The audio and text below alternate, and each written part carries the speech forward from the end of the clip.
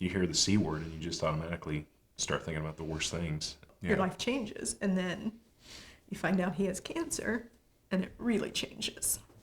3 months ago, no one had any idea what was inside Colin's body, attacking him. Then one night, his close-knit family was out to dinner with Colin's grandmother. She said, "Sweetie, what's that on your neck?" I said, "What's what on my neck?"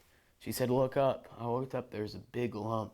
At first you just think, well, maybe it's just an infected lymph node. After various antibiotics and 3 trips to the emergency room, the Griffins refused to let ER doctors send Colin home. And we had 3 days after the biopsy before they actually come back and told us, and those were the most agonizing days that you can imagine. Robert and Aaron could not shield Colin from the test results, and the stage 4 cancer now ravaging his young body.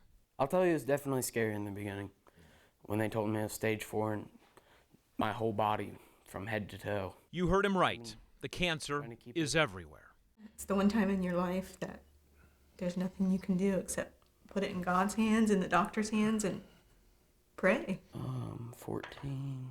Spend just a little time around this 6'1", 13-year-old, and you will see he does not like to lose. I'll go 5 in the corner. At anything. Almost made your 14 in for you. You know what? I'll just let you play for both of us. He's just a kid, facing challenges so many of us adults would struggle to even comprehend. There's a chance I couldn't make it, so it definitely scared me.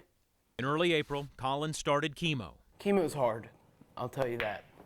Since then, he's lost 35 pounds and most of his hair. I threw up 13 out of 14 days, every day, at least twice. Through it all, Colin's parents say most days he's the strong one. And there was a moment there where I broke down pretty bad at the hospital in front of him, and he was laying in the bed, and he just said, "Dad, come over here." And I bent down, and he hugged me, and he didn't cry at all. And he said, "I'm going to be okay, Dad." Wednesday, Colin started very aggressive chemo and radiation at Cincinnati Children's Hospital. Now, Colin will likely miss his entire 8th grade year with all of his friends at Tecumseh. The kids in this school love Colin. They send cards, notes, call, and stop by to show just how much they care. Hey! And as Colin and I finished up our pool game, he modestly said he was lucky to have beaten me. Then he turned to me and talked about another game.